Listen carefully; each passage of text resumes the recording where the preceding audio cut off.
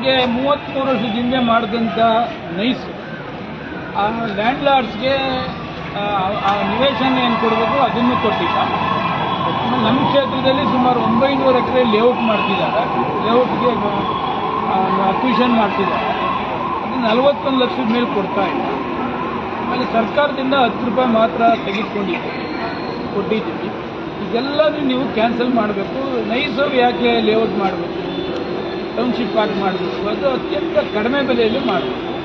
ಅದನ್ನು ಕ್ಯಾನ್ಸಲ್ ಮಾಡಿ ಅಂತಕ್ಕಂಥದ್ದನ್ನು ಅಸೆಂಬ್ಲಿಯಲ್ಲಿ ಪ್ರತಿ ಸಾರು ಹೇಳ್ತೀನಿ. ನಮ್ಮ ರೈತರು ಯಾವಾಗಲೂ ಹೇಳ್ತಾರೆ ನೀವು ಕ್ವಶನ್ ಮಾಡಬೇಕು ಅಂತೇಳಿ. ಮೊನ್ನೆ ಅಸೆಂಬ್ಲಿಯಲ್ಲಿ ಅದು ಸಬ್ಜೆಕ್ಟ್ ಬಂತು, ಮಾರನೆಗೆ ಯಾಕೂ ನಾನೇನೋ BJP ವಿರುದ್ಧ ಮಾತನಾಡಿಲ್ಲ.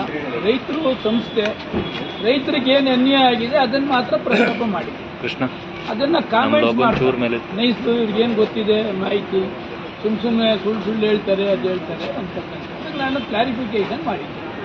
ಈಗ ನಾನು ಪ್ರತಿ ದಿವಸ 3 ಸಲ 4 ಸಲ ಹೋಗ್ತೀನಿ.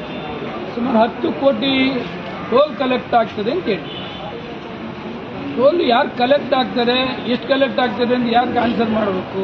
ನೈಸ್ ಕೇಳಿ ಆನ್ಸರ್ ಮಾಡಿ. ನಾನೇ 2013-18 ಎಸ್.ಸಿ. ಮಾದೇವನವ್ರು PWD ಇದ್ದಾಗ ನಾನೇ ಸದನ ಸಮಿತಿನೂ ಕೂಡ ಮಾಡಿಸಿದ್ದೆ. ಅವಾಗಿಂದನೂ ಕೂಡ ಏನೇನು ವ್ಯತ್ಯಾಸ ಆಗಿದೆ ಅವೆಲ್ಲನೂ ಕೂಡ ಅದು ಅಸೆಂಬ್ಲಿಲಿ ನಾನು ಪ್ರಸ್ತಾಪ ಮಾಡ್ತಾರೆ. ನಾನು ಅಸೆಂಬ್ಲಿಲಿ ಪ್ರಸ್ತಾಪ ಮಾಡೋದನ್ನ ಹೊರಗಡೆ ಕ್ವಶನ್ ಮಾಡ್ತೀನಿ.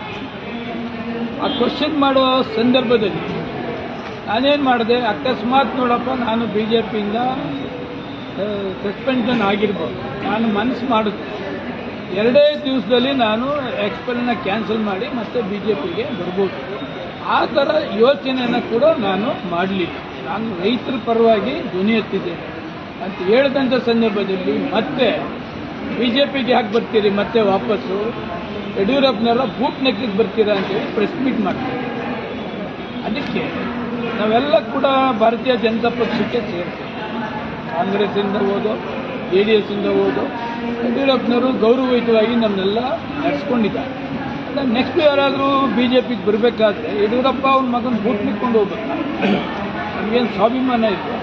ಅದಕ್ಕೆ ಯಡಿಯೂರಪ್ಪನವ್ರಿಗೆ ಮತ್ತು ಸಂಘ ಪರಿವಾರದವರಿಗೆ ಒಂದು ಲೆಟರ್ನೂ ಕೂಡ ಸುದೀರ್ಘವಾಗಿ ಬರೆದಿದ್ದೆ.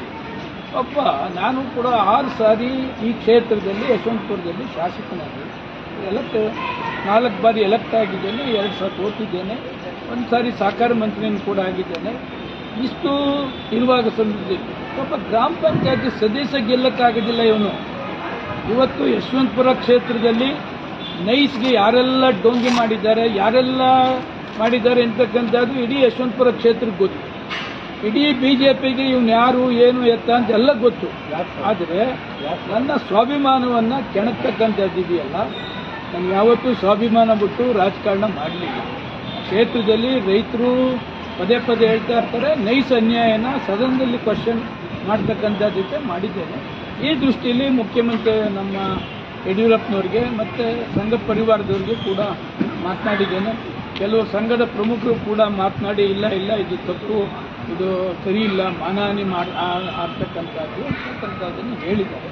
ಆ ದೃಷ್ಟಿ ಇಟ್ಕೊಂಡು ಅವರಿಗೆ ಒಂದು ಲೆಟ್ರನ್ನ ಡೀಟೇಲ್ಸ್ಗೆ ಲೆಟ್ರನ್ನ ಬರ್ತೀವಿ.